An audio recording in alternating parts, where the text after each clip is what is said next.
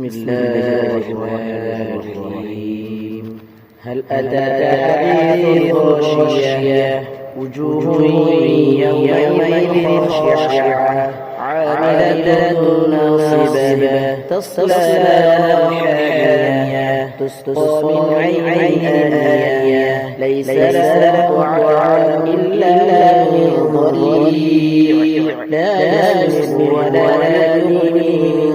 جوع وجوه يومئذ ناعمة لسعيها راضية في جنة عالية لا تسمع فيها لاغية فيها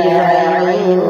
جارية فيها سرر مرفوعة وأكواب موضوعة ونمارق مصفوفة وزرابي مبثوثة أفلا ينظرون إلى الإبل كيف خلقت وإلى السماء كيف رفعت وإلى الجبال كيف نصبت وإلى الأرض كيف سطحت فذكر إنما